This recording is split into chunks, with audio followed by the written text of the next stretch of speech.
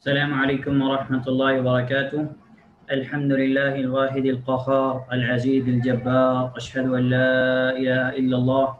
وحده لا شريك له، وأشهد أن محمدا عبده ورسوله صلى الله عليه وعلى آله وصحبه وسلم تسليما كثيرا. أما بعد، أعوذ بالله من الشيطان الرجيم. فمن كان منكم مريضا أو على سفر فعدة من أيام أخر وعلى الذين يطيقونه فدية طعام مسكين فمن تطوع خيرا فهو خير له وأن تصوموا خير لكم إن كنتم تعلمون. آج کے درس میں انشاءاللہ ہم کچھ چیزیں ایسی پڑھیں گے جس میں اس بات کی دلائل ہیں کہ کون سے ایسے لوگ ہیں جن کے لیے روزہ نہ رکھنا جائز ہے. یعنی ایسے کون سے لوگ ہیں جو اگر رمضان کے مہینے میں روزہ نہ رکھیں، شرعی عذر کی وجہ سے اللہ نے یا اللہ کے نبی صلی اللہ علیہ وسلم نے انہیں رخصت دی ہو. پھر اس میں دو قسمیں ہیں. کچھ ایسے لوگ ہیں جنہیں بعد میں روزوں کی قضا کرنی ہے، کچھ ایسے لوگ ہیں جنہیں بعد میں قضا نہیں کرنی، صرف فدیہ دے دینا ہے. تو انشاءاللہ ہم لوگ اس تعلق سے تفصیلات پڑھیں گے. اللہ سبحانہ و تعالی نے جن لوگوں کے لیے رخصت دی ہے ان میں سے ایک مریض ہے، بیمار آدمی، ایک مسافر ہے، ایک بچے کو دودھ پلانے والی عورت ہے، ایک حمل والی عورت ہے، اور بھی کچھ چیزیں ہیں جو انشاءاللہ ہم درس کے آخر میں آپ سے بیان کریں گے. ویسے ہمیں جو یعنی مختصراً جو بات کرنی ہے وہ ان چار چیزوں کے تعلق سے بات کرنی ہے. سب سے پہلے ہم مریض کے تعلق سے بات کریں گے. مریض کس کو کہتے ہیں؟ مریض جو مرض یعنی بیماری جو صحت کی ہیلتھ کے اپوزٹ ہے، ٹھیک ہے، اس کو ہم کہتے ہیں بیماری. اور وہ یہ ہے کہ انسان کا جو جسم اللہ سبحانہ و تعالیٰ نے بنایا ہے، اللہ سبحانہ و تعالیٰ کے جسم کے اندر اعتدال باقی نہ رہے، جسم کے اندر بیماری کی وجہ سے کچھ پرابلم ہو جائے، کچھ تکلیف آ جائے، جس کو ہم بیماری کہتے ہیں. دوسری بات یہ آتی ہے کہ بیمار آدمی کا روزہ نہ رکھنا، یعنی افطار کرنے کا کیا حکم ہے؟ بیمار آدمی کے روزہ افطار کرنے کا، افطار سے مراد یہاں وہ افطاری نہیں جو ہم کرتے ہیں، افطار سے مراد کہ روزہ نہ رکھنے کا کیا حکم ہے. تو اس تعلق سے اہل علم بیان فرماتے ہیں یباح للمریض الفطر فی رمضان، بیمار آدمی کے لیے رمضان کے مہینے کے اندر افطار کرنا یعنی روزہ نہ رکھنا جائز ہے. اور اس تعلق سے اہل علم کا اجماع اس بات پر جو ہے نقل کیا جاتا ہے. امام ابن حزم ہوں، چاہے امام ابن قدامہ ہوں، یا امام نووی رحمہ اللہ، یا ابن تیمیہ ہوں، یا امام زرکشی ہوں، یا ابن عابدین ہوں، سب نے جو ہے اس تعلق سے جو ہے اہل علم کا اجماع نقل کیا ہے کہ جو انسان بیمار ہے، بیمار کے لیے روزہ افطار کرنا یعنی روزہ نہ رکھنا جائز ہے. اس کے بعد کہ روزہ نہ رکھنا جائز، اس کی دلیل کیا ہے؟ اس کی دلیل جو میں نے ابھی خطبہ کے مختصر خطبہ جو میں نے پڑھا اس کے اندر سورۃ البقرہ کی آیت نمبر 184 میں نے آپ کے سامنے تلاوت کی، جس کے میں اللہ سبحانہ تعالیٰ فرمایا، اللہ سبحانہ تعالیٰ نے اس سے پہلے آیت نمبر 183 کے اندر روزے کے تعلق سے حکم دیا کہ یا ایھا الذین آمنوا کتب علیکم الصیام کما کتب علی الذین من قبلکم لعلکم تتقون، کہ ایمان والو تم پر روزے رکھنا فرض کیا گیا ہے جس طرح تم سے پہلے لوگوں پر فرض کیے گئے تھے تاکہ تم تقوی اختیار کرو. پھر اللہ سبحانہ تعالیٰ نے فرمایا کہ ایام معدودات، گنتی کے چند ہی دن ہیں، یعنی رمضان کا ایک مہینہ ہے، وہی جو ہے دن، ایسا نہیں ہے کہ وہ دن جو ہے اس سے زیادہ ہیں، بلکہ گنتی کے چند ایام ہیں. پھر اللہ سبحانہ تعالیٰ نے فرمایا کہ فمن کان منکم مریضا او علی سفر فعدۃ من ایام اخر، لیکن تم میں سے جو شخص بیمار ہو یا سفر میں ہو، فعدۃ من ایام اخر، تو وہ اور دنوں میں گنتی کو پورا کر لے، وہ اور دنوں میں کیا کر لے؟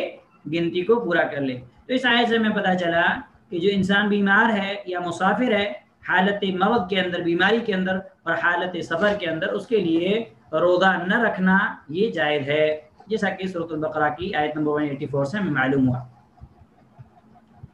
اب یہاں پہ ہم ایک یہ بات پڑھیں گے کہ حد المرض الذي يبيح الفطر، الذي يبيح الفطر، کہ بیماری کی وہ کون سی حد ہے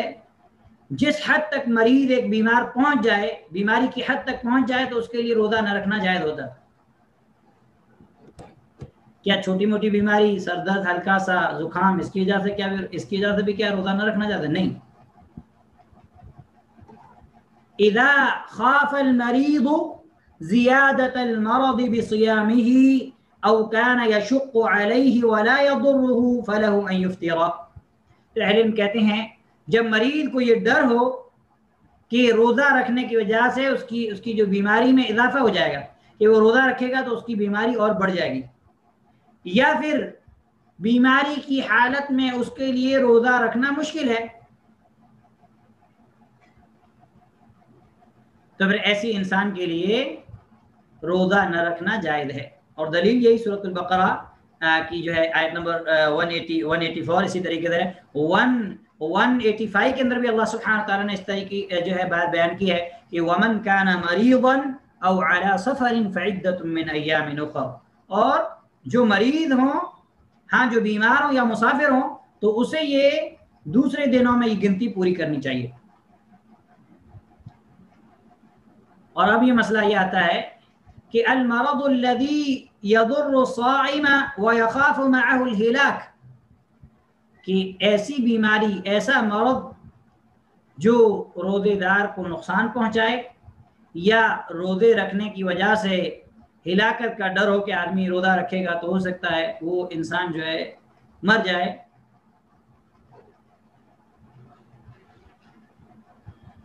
تو اب ایسی صورت میں جب ایک انسان کی بیماری ایسی ہے کہ وہ اگر روزہ رکھے گا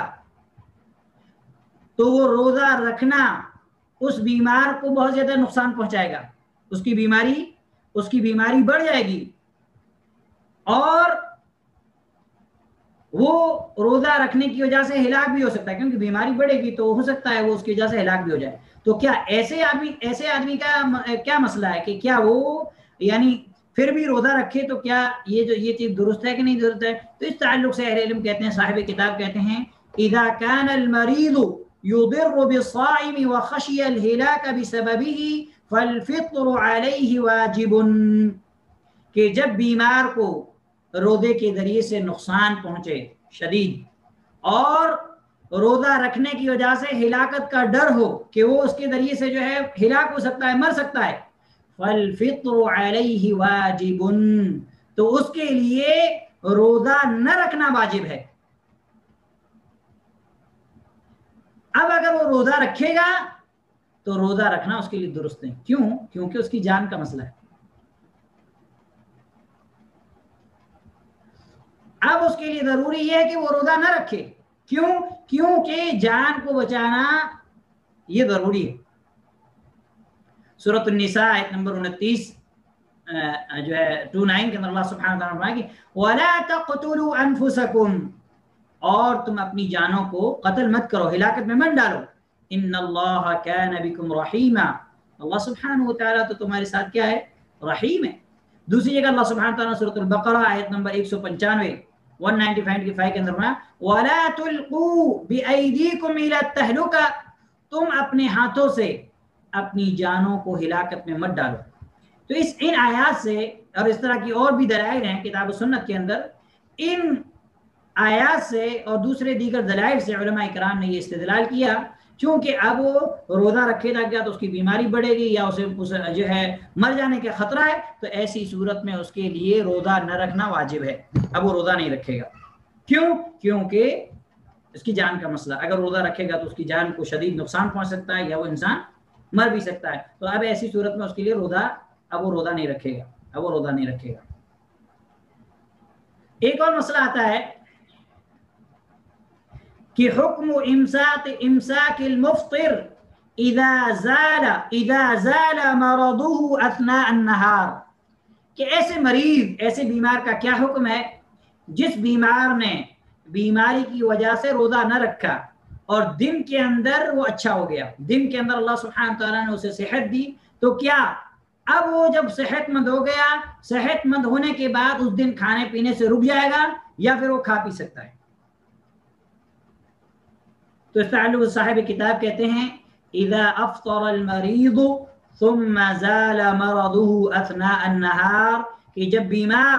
روزہ دار ایک بیمار مریض آدمی روزہ نہ رکھے پھر دن کے حصے میں اس کی بیماری ختم ہو جائے، تو اس کے تعلق سے اہل علم کا اختلاف ہے۔ کیا اختلاف ہے؟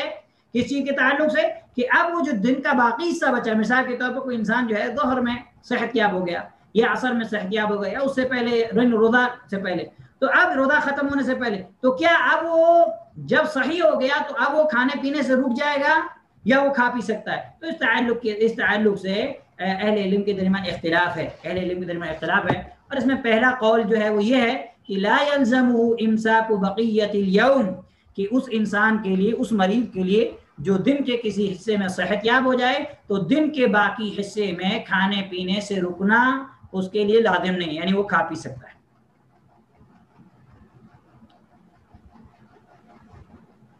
ابن عثیمین رحمہ اللہ نے اسی قول کو اختیار کیا ہے۔ جب ہم یہ کہیں کہ کسی عالم کے تعلق سے کہیں کہ ابن عثیمین رحمہ اللہ نے یہ مسئلہ اختیار کیا ہے، یعنی اس کو اختیار کیا ہے، یا ابن تیمیہ رحمہ اللہ نے اس کو اختیار کیا ہے، یا شیخ ابن باز رحمہ اللہ نے اس کو اختیار کیا ہے، تو علماء تو اس کے تعلق سے ایک اہم چیز ہم کو یہ چیز یاد رکھنی ہے کہ جب اختیار کا لفظ آئے کہ ابن عثیمین نے یہ اختیار کیا، تو مطلب یہ ہے کہ ابن عثیمین جس فقہ کو فالو کرتے تھے، فقہ حنبلی،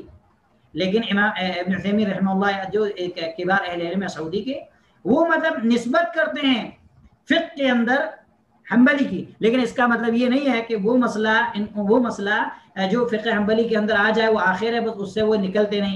نکلتے نہیں، یا وہ اگر قرآن و حدیث کے مطابق نہ ہو تو بھی اس کو مانتے نہیں، وہ دلیل کی بنا پر چلتے ہیں۔ تو جب ایسی بات آئے کہ ابن عثیمین نے یہ اختیار کیا، تو مطلب یہ ہے کہ ابن عثیمین رحمہ اللہ نے جس فقہ کو آپ فالو کر رہے تھے آپ نے وہاں اس کو چھوڑ دیا، تو یہ ابن تیمیہ رحمہ اللہ، تو مطلب یہ کہ آپ نے اس کو چھوڑ دیا، آپ نے جو ہے مذہب سے، یعنی فقہ کا جو مذہب ہے اس سے خروج اختیار کر لیا، وہ وہاں یہ جو ہے ایک اہم پوائنٹ ہے جو یاد رکھنا چاہیے۔ لیکن ہمارے یہاں کیا مسئلہ ہے؟ ہمارے یہاں مسئلہ یہ کہ الحمدللہ بر صغیر میں ہم لوگ کے یہاں یہ اہتمام کیا جاتا ہے کہ ہم لوگ کتاب و سنت، قرآن و حدیث کو جو ہے سلف کے فہم کے مطابق سمجھنے کی کوشش کرتے ہیں، اور دوسری بات یہ ہے کہ ہم لوگ جو قرآن و حدیث سے جو فقہ ثابت ہوتی ہے، اب وہ کسی بھی اہل علم کا قول ہو، چاہے وہ امام حنیفہ رحمہ اللہ کا قول ہو، چاہے احمد بن حنبل کا ہو، چاہے امام مالک کا ہو، چاہے امام اوزاعی کا ہو، چاہے کسی کا بھی ہو، چاہے امام بخاری کا ہو، چاہے کسی کا بھی ہو، تو ہم اس کو لے لیتے ہیں۔ لیکن اگر وہ قول صحیح نہیں ہے کتاب و سنت میں، تو ہم اس کو چھوڑ دیتے ہیں۔ اس کا یہ مطلب نہیں ہے کہ ہم نعوذ باللہ اس امام کی گستاخی، نہیں، ہم اماموں نے خود کہا ہے کہ اذا صح الحدیث وهو مذهبی، جب صحیح حدیث مل جائے تو وہی ہمارا مذہب ہے۔ اور یہ چیز اتنی اہم نہیں ہے جو ابھی میں نے بتائی، یہ ایسے ہی اختیار کا لفظ آیا تو مجھے یہ بات یاد آئی تو میں نے آپ کو بتا دی۔ دوسرا قول یہ ہے کہ ایسا بیمار جو دن کے کسی حصے میں جس کی بیماری ختم ہو جائے، شفایاب ہو جائے، تو اس کے لیے دن کے باقی حصے میں کھانے پینے سے رک جانا واجب ہے، لازم ہے۔ اور اس قول کے جو ہے بیان کرنے والے سلف کے لوگوں میں سے کچھ لوگ ہیں جنہوں نے یہ چیز بیان کیا۔ تو اب مسئلہ ہمارے سامنے یہ ہوا کہ مسئلہ اہل علم کے درمیان، سلف کے درمیان اختلافی مسئلہ ہے، کسی نے کھا پی لیا تو بھی کوئی مسئلہ، کوئی حرج نہیں ہے، کوئی کھانے پینے سے رک گیا تو بھی کوئی مسئلہ، کوئی حرج نہیں۔ اب ہم یہاں یہ پڑھیں گے کہ المرض الیسیر، اگر ایک مطلب معمولی سی بیماری ہے جس بیماری کی وجہ سے جو ہے ایسا نہیں ہے کہ ہم جو ہے روزہ رکھیں گے تو ہمیں نقصان ہو جائے گا یا ہم ہلاک ہو جائیں گے، معمولی سی بیماری، تو کیا معمولی بیماری کی وجہ سے بھی ہم روزہ چھوڑ سکتے ہیں؟ تو اس تعلق سے صاحب کتاب کہتے ہیں من مرض مرضا الا يؤثر فيه الصوم، کہ ایک انسان بیمار ہو جائے، اس کی بیماری ایسی ہو کہ روزہ رکھنے کی وجہ سے اسے کچھ فرق نہ پڑے، اور ولا يتأذى به، اور اس کے ذریعے سے اس کو کوئی نقصان نہ پہنچے، جیسے مثال کے طور پر زکام ہے یا سر درد وغیرہ ہے ہلکا سا، یا اس طریقے کی اور جو ہلکی پھلکی بیماری ہیں، تو فلا يحل له ان يفطر، تو اس کے لیے اب روزہ افطار کرنا یعنی روزہ نہ رکھنا جائز نہیں ہے، بلکہ اس کے لیے اس کے اوپر واجب ہے کہ روزہ کو رکھے گا، کیونکہ یہ ہلکی معمولی سی بیماری ہے، یہ کوئی بیماری اتنی بڑی بیماری نہیں ہے کہ جس کی وجہ سے روزہ، اب یہ ہے کہ ہلکی بیماری تھی لیکن روزہ اس نے رکھا اور اتفاق سے وہ بیماری بڑھ گئی، اب اس کے لیے روزے دار کے لیے روزہ کو مکمل کرنا اس کے لیے مشکل ہو رہا ہے، تب ایسی صورت میں جو ہے وہ روزہ بیچ میں کھل سکتا ہے، اس روزے کی بعد میں قضا کر لے گا۔ اب ہم یہاں پہ اہم مسئلہ پڑھیں گے کہ قضاء المریض الذي يرجى برؤه، کہ ایسا بیمار جس بیمار کی بیماری سے شفا یابی کی امید ہو، میں یعنی کوئی ایسا وقتی طور پر بیمار ہوا عارضی طور پر اور ہمیں یہ امید ہے کہ انشاءاللہ وہ اچھا ہو جائے، اس بعد لوگ بیمار ہوتے ہیں، بعد میں اللہ سبحانہ وتعالیٰ انہیں صحت دیتا ہے، ان کی بیماری جو ہوتی ہے وہ دائمی بیماری نہیں ہوتی ہے، ہمیشہ کی بیماری نہیں ہوتی ہے، جیسے شوگر ہے، کینسر ہے، اللہ سبحانہ وتعالیٰ سب کو حفاظت فرمائے، یا اس طرح کی اور بیماریاں ہیں۔ تو ایک انسان جس نے ایسی بیماری کی وجہ سے روزے چھوڑے اور بعد میں وہ بیماری ایسی ہے جیسے شفا یابی کی امید ہے کہ بعد میں وہ شفا پا جائے گا، واجب علیہ قضاء ما افطرہ من ایام، تو اس کے لیے واجب ہے کہ بیماری کی وجہ سے جو اس نے روزے جو اس سے چھوٹے تھے اس کی قضا کرنا یعنی ان روزوں کو کمپلیٹ کرنا اس کے لیے واجب ہے۔ اور دلیل کیا ہے؟ فمن كان منكم مريضا او على سفر فعدة من ايام اخر، جو تم میں سے بیمار ہو یا مسافر ہو تو دوسرے دنوں میں گنتی پوری کرے، یعنی جو روزے چھوٹ گئے ہیں وہ بعد میں ادا کرے۔ اب ہم پڑھتے ہیں ایسے مریض کا مسئلہ، حکم المریض الذي لا يرجى برؤه، ایسا بیمار جس کی شفا یابی کی امید نہ ہو، ایسا مریض جس نے ایسی بیماری کی وجہ سے روزہ نہ رکھا جس سے شفا یابی کی امید نہیں، اور وہ بیماری ایسی ہے جو ہمیشہ انسان کے ساتھ لگی رہتی ہے، جیسے ڈائبٹیز کی، شوگر کی، یا اس طرح کی اور بیماریاں، اللہ سبحانہ تعالیٰ سب کو اپنی حفاظت میں رکھے۔ اگر کسی کے ساتھ ایسی بیماری ہے تو اب ایسے انسان کے اوپر قضا واجب نہیں ہے، ایسے انسان روزوں کی قضا نہیں کرے گا، بلکہ وہ کیا کرے گا؟ فَإِنَّهُ يُطْعِمُ عَنْ كُلِّ يَوْمٍ مِسْكِينًا، وہ ہر روزے کے بدلے ایک مسکین کو کھانا کھلا دے گا۔ اور اس کی دلیل سورہ بقرہ کی آیت نمبر 184 ہے، جس کے میں اللہ سبحانہ تعالیٰ نے فرمایا وَعَلَى الَّذِينَ يُطِيقُونَهُ فِدْيَةٌ طَعَامُ مِسْكِين، اور اس کی طاقت رکھنے والے فدیہ میں ایک مسکین کو کھانا دیں۔ اصل میں یہ آیت جو ہے، یہ آیت ابتدائی اسلام کے اندر جو ہے یہ آیت نازل ہوئی تھی کہ روزہ رکھیں، اگر کوئی انسان ایسا جو روزہ نہیں رکھ سکتا تو فدیہ دے دے، کام چل جائے گا، لیکن بعد میں سارے لوگوں پر روزہ واجب کر دیا گیا، سوائے یہ جو ہم پڑھ رہے ہیں، جیسے مریض ہے، مسافر ہے، اور جو آگے مسائل آئیں گے وہ انشاءاللہ ہم دیکھیں گے۔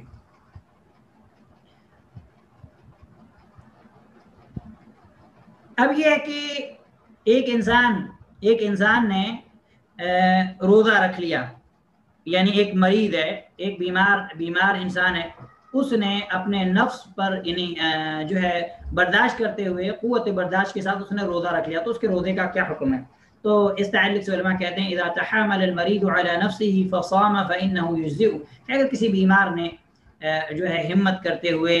روزہ رکھ لیا، بیماری ایسی نہیں ہے کہ جس سے کوئی خطرہ ہو جان وغیرہ کا، تو کہتے ہیں کہ فإنه يجزئ، اس کا روزہ کافی ہو جائے گا، وہ روزہ صحیح مانا جائے گا، اس کو روزہ رکھنے کی بعد میں ضرورت نہیں ہے۔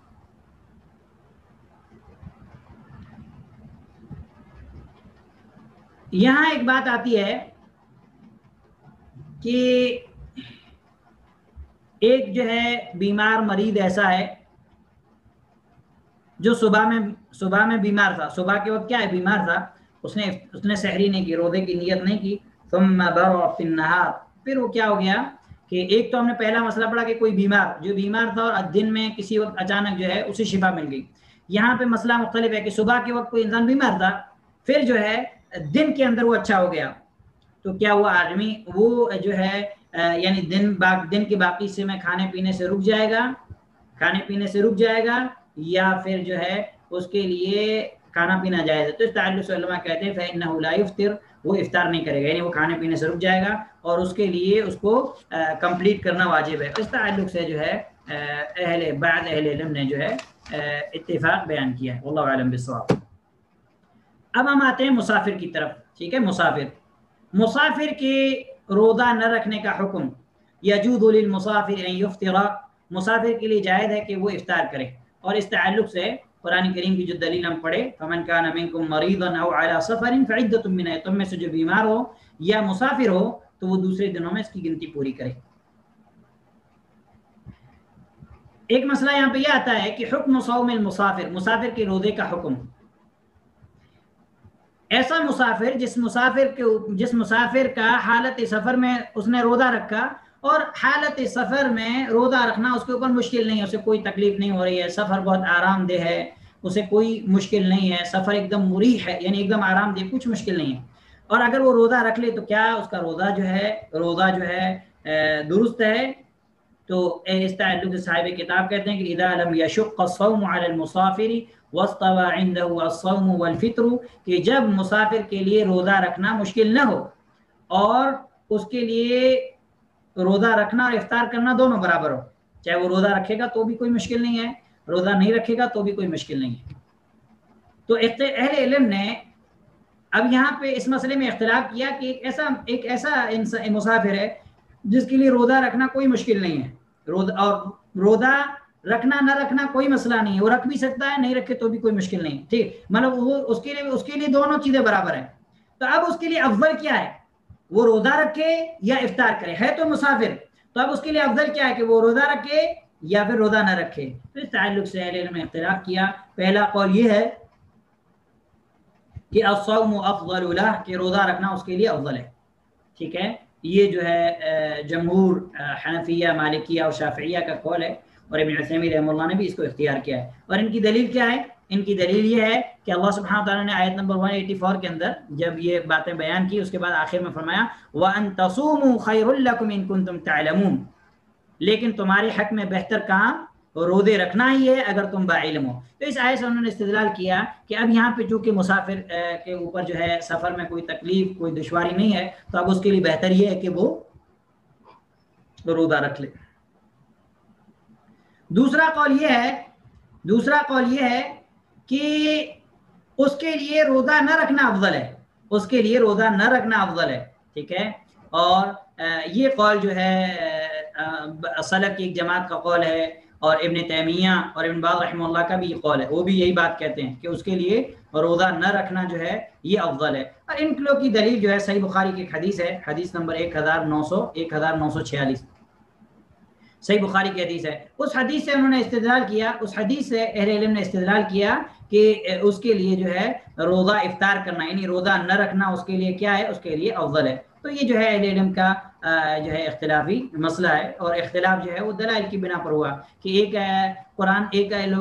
لوگوں نے قرآن سے دلیل پکڑی، کیا دلیل پکڑی کہ یعنی روزہ رکھ لو تو بہتر ہے، دوسرے نے صحیح بخاری کی حدیث سے دلیل پکڑی کہ روزہ نہ رکھیں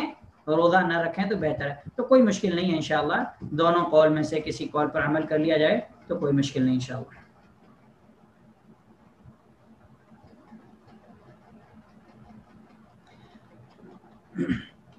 اب یہاں پہ ایک بات آتی ہے کہ حکم صوم المسافر الذي يلحق بالصوم مشقة، ایسے مسافر کے روزے کا حکم جس کے روزہ رکھنے کی وجہ سے جس کو تکلیف اور مشقت اور پریشانی ہو۔ تو اس تعلق سے صاحب کتاب کہتے ہیں کہ اذا شق الصوم على المسافر بحيث يكون الفطر ارفق به فالفطر في حقه افضل، کہ جب مسافر پر روزہ رکھنا مشکل ہو جائے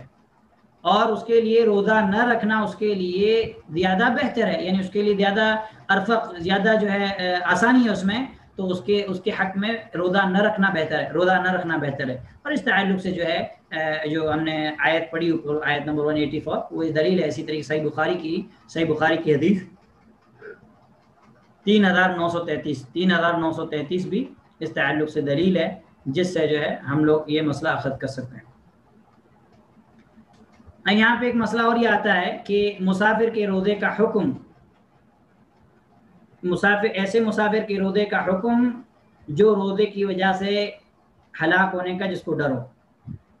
جب مسافر کو روزے کی وجہ سے ہلاک ہونے کا ڈر ہو تو اس کے اوپر روزہ نہ رکھنا واجب ہے، جیسا کہ ہم پہلی دلیل سورہ نساء کی اور سورہ بقرہ کی آیت نمبر سورہ نساء کی آیت نمبر 29 اور سورہ بقرہ کی آیت نمبر 195 اس کے اندر ہم پڑھ چکے ہیں۔ تو وہ کیونکہ وہاں جان کا خطرہ ہے تو اس کے حق میں روزہ نہ رکھنا واجب ہے۔ اب یہاں پہ ایک مسئلہ یہ آتا ہے کہ ایک مسافر جس نے سفر شروع کیا، ٹھیک ہے، تو اب وہ مدت کیا ہے کہ جو اس نے جو سفر اسٹارٹ کیا تو اب وہ کس سفر اس نے مثال کے طور پر گھر سے نکل گیا، ٹھیک ہے، اب وہ کس وقت سے جو ہے وہ روزہ افطار کر سکتا ہے، یعنی روزہ نہ رکھے تو اس کے لیے جائز ہے۔ تو اس تعلق سے علماء کہتے ہیں کہ لا يباح للمسافر الفطر حتى يجاوز البيوت وراء ظهره ويخرج من بين بنيانها، کہ مسافر کے لیے روزہ افطار کرنا یعنی روزہ نہ رکھنا جائز،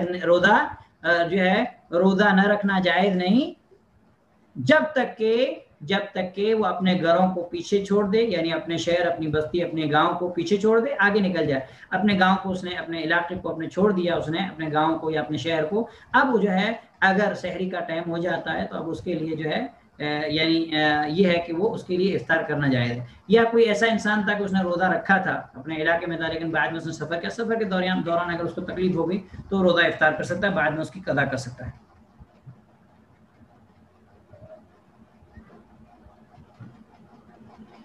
بعد اہل علم نے یہاں پہ ایک اور مسئلہ بیان کیا کہ مسافر جو ہے یعنی مطلب کتنے سفر میں کتنی دن تک جو ہے سفر مانا جائے گا، کتنے دن تک سفر مانا جائے گا ایک آدمی کا، کہ وہ سفر کے اندر ہے تو اب اتنے دن تک روزہ نہیں سکتا۔ تو اس تعلق سے کبار اہل علم نے جو زیادہ قول جس کو اختیار کیا وہ یہ ہے کہ یعنی جو زیادہ قول جس پر اہل علم نے فتویٰ دیا وہ یہ ہے کہ ایسا مسافر جس نے کسی جگہ اس نے سفر کیا اور اس نے وہاں یہ نیت کی کہ وہ 4 دن سے زیادہ وہاں پہ رہے گا، 4 دن سے زیادہ وہاں پہ رہے گا، تو اب اس کے لیے افطار کرنا جائز نہیں۔ وہ کہتے ہیں کہ اب وہ مقیم ہے، اب وہ مسافر کسی حکم میں نہیں ہے، اب وہ مقیم ہے، اب اس کے لیے ہے کہ وہ روزہ رکھے گا، جیسا کہ نماز کے تعلق سے بھی ان کا یہی مسئلہ ہے کہ ایک آدمی نے سفر کیا، اب اس کے لیے اگر 4 دن سے زیادہ کا سفر ہے تو اس کے لیے قصر کرنا جائز نہیں ہے۔ سفر کے دوران وہ قصر کرے گا، لیکن جب ایسی جگہ پہ پہنچ جائے گا جہاں وہ 4 دن سے زیادہ قیام کرے گا، وہاں اس کے لیے قصر کرنا جائز نہیں ہے، وہ مکمل نماز پڑھے گا۔ جبکہ بعد دوسرے اہل علم کا یہ بھی فتویٰ ہے کہ 18 دن تک ابن عباس رضی اللہ تعالیٰ عنہ وغیرہ کا، اور بعد اہل علم نے قرآن کے عموم سے استدلال کرتے ہوئے کہ کہا کہ وَإِذَا ضَرَبْتُمْ فِي الْأَرْضِ فَلَيْسَ عَلَيْكُمْ جُنَاحٌ أَن تَقْصُرُوا مِنَ الصَّلَاةِ، کہ جب تم سفر میں ہو تو پھر تمہارے لیے جو ہے کوئی حرج نہیں کہ تم نمازوں کو قصر کرو۔ تو کہتے ہیں کہ جب تک سفر میں ہیں، چاہے وہ کتنے بھی دن ہو، کوئی مشکل نہیں، جب تک وہ سفر میں ہیں تب تک وہ اکثر کرے۔ اور سارے علماء کے دلائل سب کے پاس صحیح دلائل ہیں، اور سب جو اقوال ہیں سب سلف کے ہیں، اس لیے کسی انسان نے جو ہے کسی قول کو پڑھا، مسئلے کو پڑھا، اس پر اس کا دل مطمئن ہو گیا، دلیل پر اس نے عمل کر لیا تو انشاءاللہ کوئی مسئلہ نہیں۔ اب یہاں پہ ایک بات آتی ہے کہ ایک ایسا مسافر جس کا سفر ہمیشہ چالو رہتا ہے، ایک ایسے مسافر کا حکم جس کا سفر ہمیشہ چالو رہتا ہے۔ ایسے کون سے مسافر ہیں؟ جیسے مثال کے طور پر پائلٹ ہے، ٹرینوں کے ڈرائیور ہیں، گاڑیوں اور ٹریلے وغیرہ جو آتے ہیں اس کے ڈرائیور ہیں، اسی طریقے سے جو کار وغیرہ چلانے والے ہیں، جو لمبا سفر کرتے ہیں، چھوٹا سفر نہیں، لمبا، جو لمبی ٹرپ پہ سفر کرتے ہیں، تو یہ لوگ ایسے ہیں جو ہمیشہ سفر میں ہی رہتے ہیں۔ تو اب ان کے لیے کیا ہے؟ ان کے لیے وہی قرآن کریم کی آیت نمبر 184 کہ فمن کان منکم مریضا او علی سفر فعدۃ من ایام اخر، کہ تم میں سے جو مریض ہوں یا بیمار ہوں، مریض ہوں یا حالت سفر میں ہوں تو وہ دوسرے دنوں میں گنتی پوری کریں۔ تو اہل علم کہتے ہیں کہ چونکہ یہ ہمیشہ سفر میں ہے تو اب ان کے لیے، ابھی ان کا سفر ایسا نہیں ہے کہ کہیں رکے ہوئے ہیں، یہ مسلسل چلتے جا رہے ہیں، کہیں نہ کہیں چلتے جا رہے ہیں، ٹھیک ہے۔ تو اب جو ہے ان کے لیے افطار کرنا جائز ہے، بعد میں جو عذر ختم ہونے کے بعد میں جو ہے یہ اپنا روزہ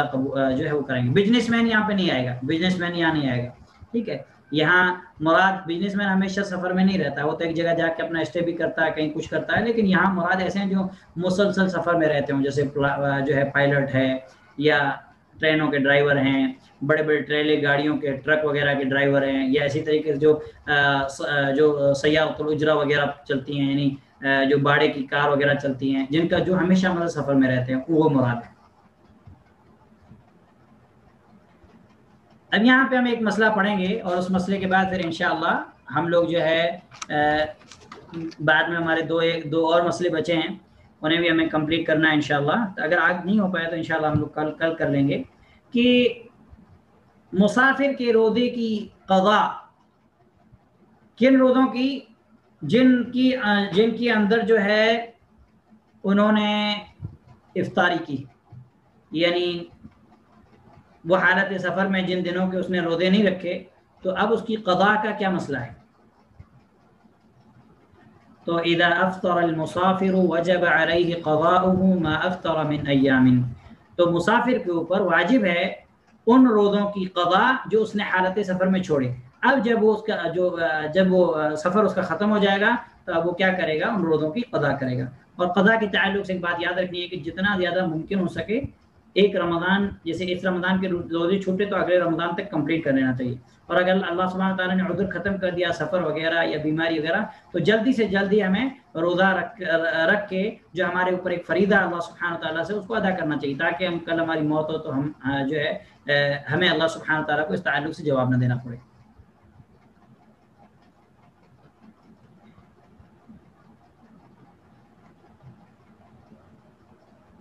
ایک ایسا مسافر ہے جس پر رمضان کا مہینہ داخل ہو جائے، رمضان کا مہینہ اس پہ آ جائے اور وہ حالت سفر میں ہی ہے، وہ کیا کرے گا؟ وہ افطار کرے گا، کوئی مشکل نہیں۔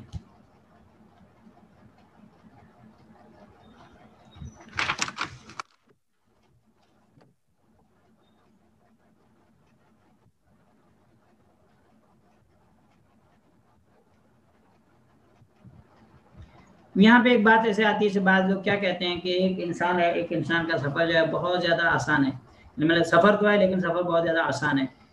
یعنی حکم فطر المسافر اذا كان سفره بوسائل النقل المريحه، یعنی جس کا سفر کسی آسان وسائل کے ذریعے سے ہوتا ہو، جیسے مطلب جیسے فلائٹ ہے یا پھر کوئی ایسی ٹیکسیاں، کار یا بس ہیں اچھی مطلب کوالٹی کی کہ اس میں اس کو کوئی مشکل نہیں ہوتی ہے سفر کے دوران، تو اب وہ کیا کرے؟ کیا اس کے لیے روزہ افطار کرنا ایسے سفر میں بھی جائز ہے؟ تو اہل علم کہتے ہیں کہ یباح الافطار للمسافر ولو كان سفره بوسائل النقل المريحه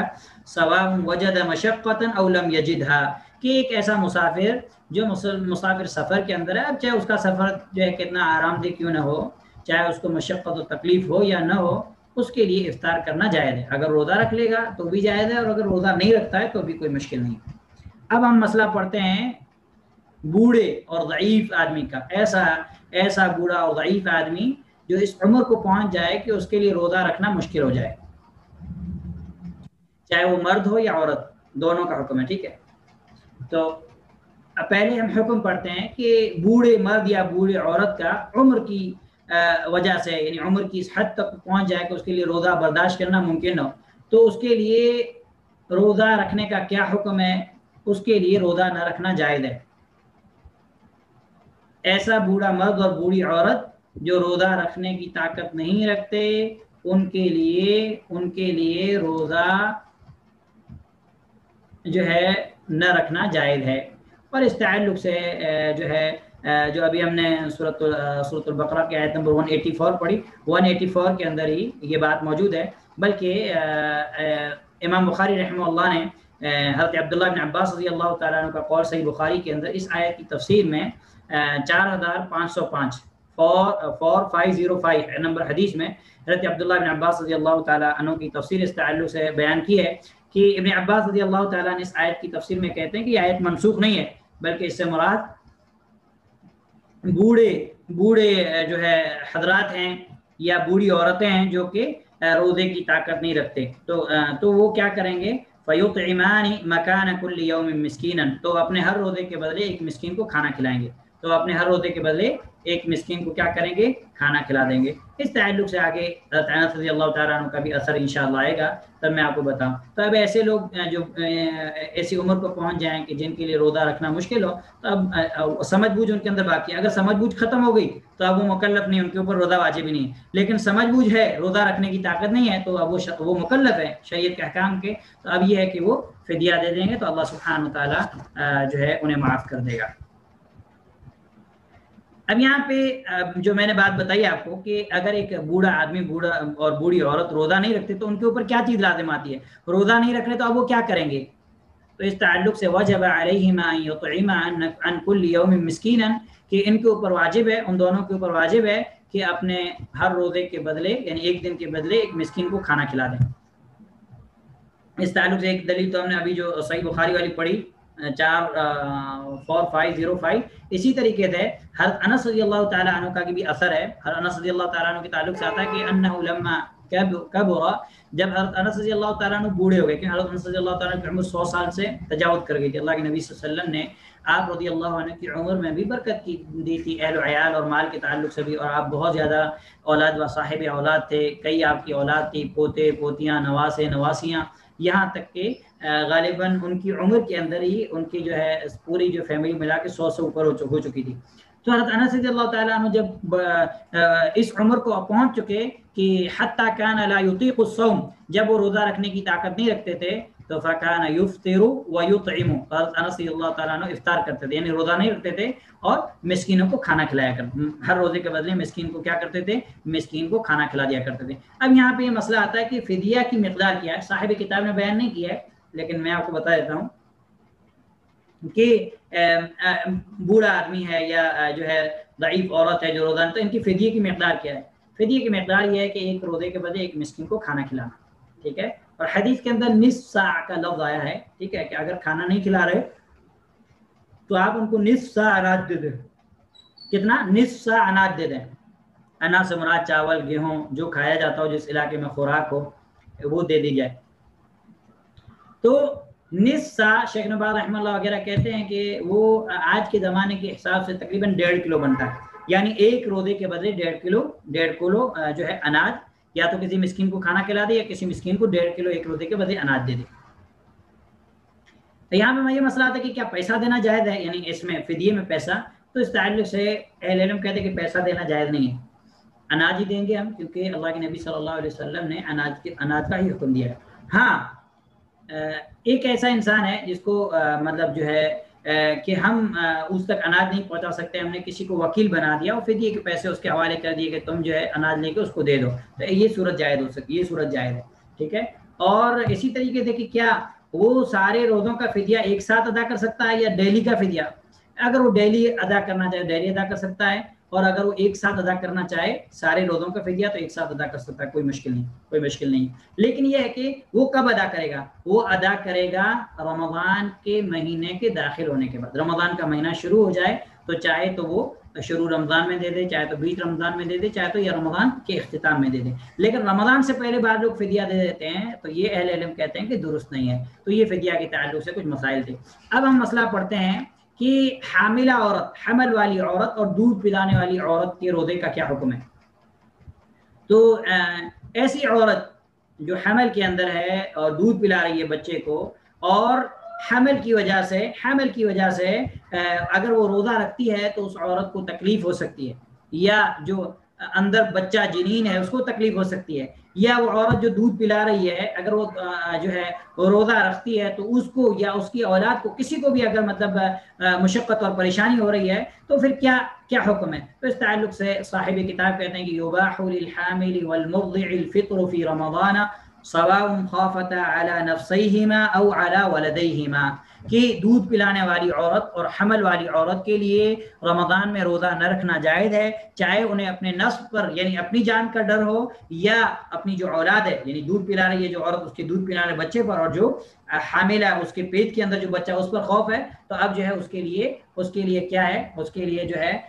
افطار کرنا جائے. اس تعلق سے سنن ترمذی کے اندر 715 نمبر پہ 715 کے اندر حدیث موجود ہے. حضرت انس رضی اللہ تعالیٰ کہتے ہیں کہ ان اللہ تبارک و تعالی وضع عن المسافر شطر الصلاة، کہ اللہ سبحانہ و تعالیٰ نے مسافر کے لیے آدھی نماز رکھی، یعنی 4 رکعت والی جو نماز ہے وہ 2 رکعت. وعن الحامل والمرضع الصوم او الصيام، اور اسی طریقے سے جو حاملہ عورت ہے، ٹھیک ہے، اور دودھ پلانے والی عورت ہے، اس سے بھی جو ہے روزے کے اندر اللہ سبحانہ و تعالیٰ نے اس کے لیے رخصت رکھی ہے. ٹھیک ہے، تو یہاں پہ اب جو ہے یہاں پہ اہل علم کے درمیان تھوڑا اختلاف ہوا ہے کہ جو اللہ کے نبی صلی اللہ علیہ وسلم کی حدیث ہے، اللہ کے نبی صلی اللہ علیہ وسلم کی جو حدیث ہے کہ یعنی ان کے لیے روزہ نہ رکھنا جائے گا، تو کیا اب وہ حمل سے فراغ کے بعد بچے کو دودھ پلانے کے بعد روزہ رکھیں گی، قضا کریں گی، یا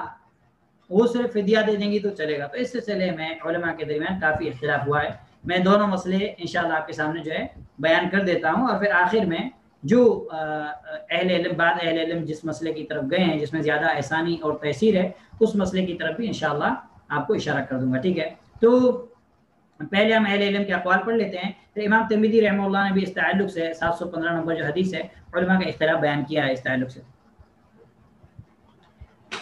اب ہم یہ مسئلہ پڑھتے ہیں کہ حاملہ عورت اور دودھ پلانے والی عورت جب وہ روزہ افطار کریں یعنی روزہ نہ رکھیں تو اب ان کے لیے جو انہوں نے روزہ افطار کیا نہیں رکھا اس کے بدلے ان کے پر کیا واجب ہے. تو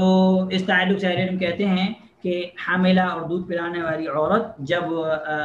وہ جو ہے روزہ نہ رکھ پائیں تو فعلیہم القضاء فقط, ان پر صرف قضاء, یعنی وہ کیا کریں گی رمضان کے جو روزے ان سے چھوٹ گئے ہیں ان کو صرف رکھ لیں گی, باقی ان کے اوپر کچھ نہیں. ٹھیک ہے, یہ اور حاملہ اور مرضعہ عورت ایک تو یہ حدیث ہے اس طریقے سے جو بیمار ایک آدمی رہتا اسی پر قیاس کرتے ہوئے اہل علم نے بات کی. اور ایک مسئلہ کہ جو اپنے نفس پر ڈرے یعنی جو ایک اپنے نفس جو اپنے جسے اپنی جان کا خطرہ ہو تو اس کے اوپر صرف قضا, جس نے اپنی جان کے خطرے کی وجہ سے جو ہے روزے افطار کیے تو وہ صرف قضا کریں گی. اب یہ کہ جس نے دودھ پلانے والے بچے جو اندر حمل ہے, حمل کی جو بچہ دوران جو بچہ ہے ان کے ڈر کی وجہ سے روزہ چھوڑا ان کے لیے, تو ان کے اوپر بھی جو ہے علماء کہتے ہیں کہ ان کے اوپر بھی قضا ہے, ان کے اوپر بھی فدیہ نہیں. ٹھیک ہے, اب یہاں پہ صاحب کتاب نے یہ مسئلہ بیان کیا, اس کے بعد آپ خاموش ہو گئے, آپ نے دوسری چیز بیان نہیں کی. اب یہاں پہ ہمارے سامنے یہ مسئلہ آتا ہے کہ کیا وہ جو عورت حمل والی سے دودھ پلانے والی بچے کو دودھ پلانا اب وہ روزوں کی قضا کرے گی یا اگر وہ فدیہ دے دے گی تو بھی کام چلے گا. تو اس تعلق سے اہل علم کا اختلاف ہے. ایک قول تو یہ ہے کہ اس کے اوپر قضا یعنی وہ قضا کرے گی. ٹھیک ہے, اور امام جو ہے ابن عیسیٰ ترمذی یعنی امام ترمذی رحمہ اللہ نے بھی 715 نمبر حدیث کے نقل کرنے کے بعد جو ہے سلف کے اس قول کو جو ہے نقل کیا کہ کہتے ہیں کہ بعض اہل علم کہتے ہیں کہ حاملہ اور دودھ پلانے والی عورتیں روزہ نہیں رکھیں گی, بعد میں قضا کریں گی اور فقراء و مساکین کو کھانا کھلائیں گی, یعنی قضا بھی کریں گی اور فقراء و مساکین کو کھانا بھی کھلائیں گی. بعض کہتے ہیں کہ وہ روزہ نہیں رکھیں گی بلکہ وہ فقراء و مساکین کو کھانا کھلا دیں گی, ان پر کوئی قضا نہیں ہے. اگر وہ قضا کرنا چاہیں تو ان پر کھانا کھلانا واجب نہیں, اگر قضا کریں گے تو پھر کھانا نہیں کھلائیں گے. ٹھیک ہے, تو یہ جو ہے بیان کیا یہ مسئلہ جو ہے بیان کیا کہ انہوں نے امام عیسیٰ ترمذی. لیکن دوسرے ایسے دلائل ہیں جو اور کچھ آثار ہیں جن آثار کی بنا پر جو ہے ہمیں یہ بات معلوم ہوتی ہے کہ حاملہ عورت اور دودھ پلانے والی عورت جس کو تکلیف ضرر کی وجہ سے اگر اس کے روزے چھوٹ جاتے ہیں, اگر وہ صرف فدیہ دے دیتی ہے تو اسے روزے قضا کرنے کی ضرورت نہیں. کیونکہ یہاں پہ مسئلہ یہ ہے کہ عورتوں دین اسلام جو ہے یہ آسانی والا مذہب ہے. یرید اللہ بکم اليسر ولا یرید بکم العسر لا یسروا ولا تعسروا. اللہ کے نبی صلی اللہ علیہ وسلم فرمایا کہ لوگوں کے ساتھ آسانی کرو سختی نہیں کرو. تو اہل علم کہتے ہیں کہ یہاں پہ حاملہ اور جو عورت ہے ایسی دودھ پلانے والے بچے وہ حمل سے فارغ ہو جاتی ہے تو بچے کے دودھ پلانے والے کا وقت آ جاتا ہے. پھر بسا اوقات ایسا ہوتا ہے کہ دودھ پلاتے پلاتے وہ عورت پھر حمل سے ہو جاتی ہے, تو اب وہ اس کے اتنے روزے چھوٹ جاتے ہیں کہ اس کے لیے روزوں کو کمپلیٹ کرنا کیا ہے, روزوں کو کمپلیٹ کرنا جو ہے ناممکن ہو جاتا ہے. مشکبات عورتوں کے ساتھ ایسا مسئلہ ہوتا ہے. تو اب صرف یہی صرف دلیل نہیں ہے, دلیلیں اور بھی ہیں.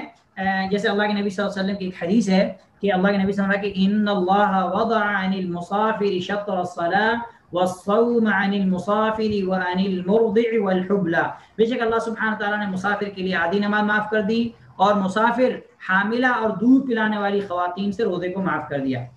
ٹھیک ہے, اب جو یہ حدیث ہے, ٹھیک ہے, یہ جو حدیث ہے اس حدیث سے یہ حدیث کو امام ابو داؤد رحمہ اللہ نے روایت کیا ہے 2408 نمبر پہ, اور امام ترمذی نے ابھی جو 715 نمبر میں نے آپ کو بتایا, امام نسائی نے 2275 نمبر پہ, اور بھی ابن ماجہ کے اندر بھی ہے 1667 نمبر پہ, اور بھی دوسری روایتوں کے اندر یہ بات موجود ہے کہ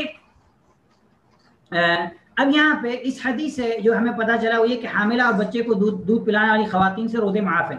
لیکن یہاں پہ بعض اہل علم کہتے ہیں کہ یہ روزے ایسے معاف ہیں جیسے مسافر کے لیے معاف ہیں, کہ مسافر کا جب سفر ختم ہو جائے گا تو جس طریقے سے مسافر جو ہے روزے کی قضا کرے گا. اس طریقے سے جو ہے ایسی عورتیں بھی حمل اور دودھ پلانے والی عورتیں بھی قضا کریں گی. تو اس تعلق سے جو اہل علم کہتے ہیں کہ صرف فدیہ ان کا، وہ کہتے ہیں کہ نہیں، مسافر کے لیے دلائل موجود ہیں کہ مسافر جب سفر ختم ہو جائے گا تو روزوں کی قضا کرے گا، لیکن حاملہ عورت اور دودھ پلانے والی بچوں کو دودھ پلانے والی عورت کے لیے الگ سے کوئی ایسی دلیل نہیں ہے جس میں آپ صلی اللہ علیہ وسلم نے روزے کی قضا کا حکم دیا، روزے کی قضا کا حکم دیا. تو یہ جو ہے اہل علم نے اس کا جواب دیا ہے. اسی طریقے سے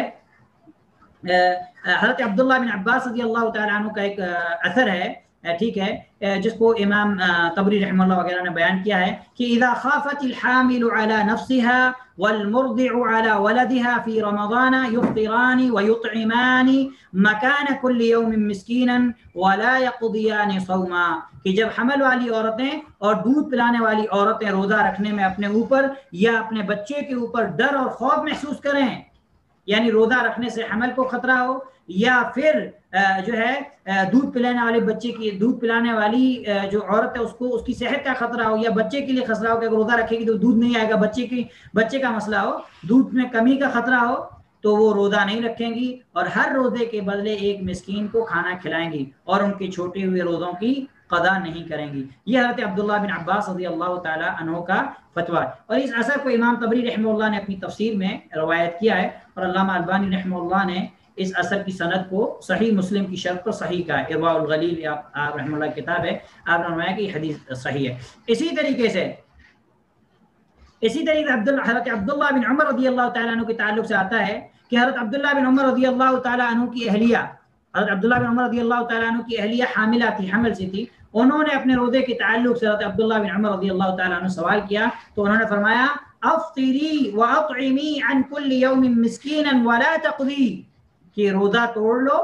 اور ہر روزے کے بدلے ایک مسکین کو کھانا کھلاؤ اور ان روزوں کی قضا کی کوئی ضرورت نہیں، اور ان روزوں کی قضا کی کوئی ضرورت نہیں. اب یہ جو ہے اس اثر کو جو ہے امام دارقطنی نے نقل کیا ہے، اور علامہ البانی رحمہ اللہ نے بھی اس کی سند کو جو ہے جید کہا ہے، یعنی بہتر کہا ہے. ٹھیک ہے. اور اس تعلق سے مضمون ہے، ایک ہمارے ایک ساتھی ہیں جو ہے جو ماشاءاللہ اللہ سبحانہ تعالیٰ نے بہت زیادہ صلاحیت سے نوازا ہے، مدنی یونیورسٹی میں ابھی شاید دکتورا کر رہے ہیں، شیخ جو ہے کلیم الدین یوسف کر کے، ان کے مضمون صحیح میں آپ کو یہ چیزیں بتا رہا ہوں، ان کے مضمون صحیح میں یہ چیزیں آپ کو بتا رہا ہوں. تو آج حضرت عبداللہ بن عمر رضی اللہ تعالیٰ اوپر حضرت عبداللہ بن عباس، دونوں کے فتووں سے ہمیں یہ بات معلوم ہوتی ہے، دونوں جلیل القدر صحابہ کا یہ قول ہے کہ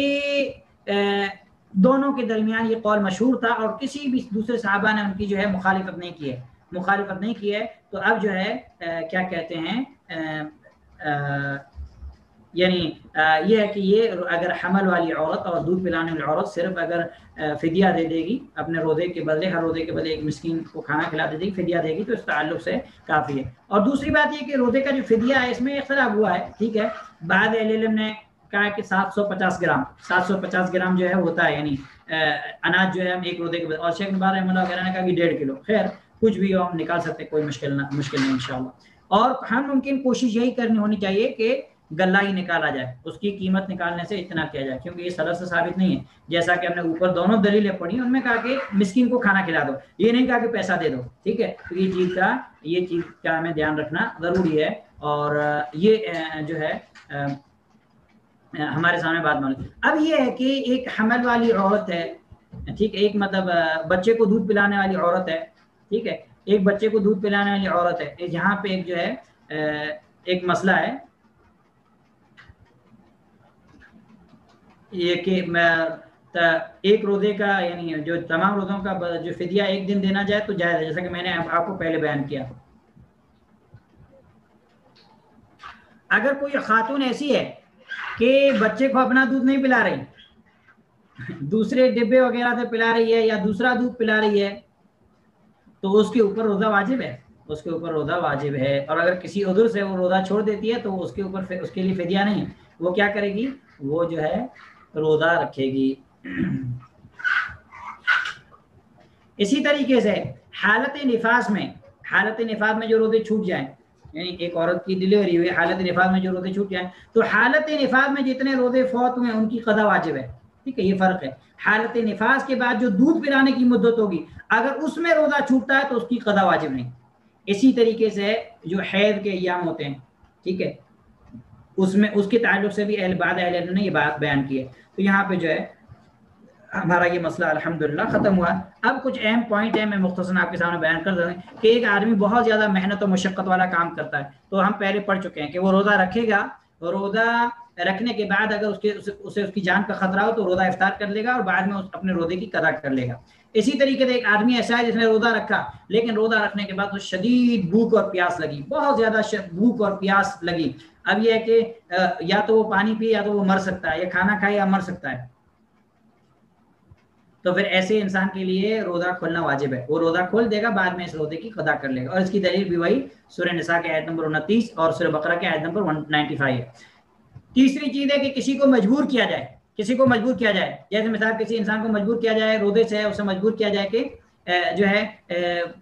مجبوراً اس کو روزہ افطار کرایا جائے، کچھ چیز کھلا دی جائے، یا تو کوئی آدمی اس کے منہ میں زبردستی ٹھوس دے، یا اسے اتنا ٹارچر کریں، اسے اتنا مجبور کریں کہ وہ اپنے ہاتھ سے کھا لے. تو ایسے روزے کا کیا حکم ہے؟ جیسے کہ جب ہم درس اسٹارٹ کیے تھے تو کسی بہن نے سوال کیا تھا الحمدللہ. تو جب کسی روزے دار پر روزہ کھولنے کے لیے، افطار کرنے کے لیے جو ہے جبر کیا جائے تو اس کے اوپر کوئی گناہ نہیں ہے، اس کا روزہ صحیح ہے، جیسا کہ میں پہلے اس بہن نے سوال کیا تھا تو میں نے آپ کو بتایا تھا. اور اس کی دلیل سورۃ النحل آیت نمبر 106 ہے. اس میں اللہ سبحانہ وتعالیٰ فرماتا ہے الا من اکرہ وقلبہ مطمئن بالایمان، کہ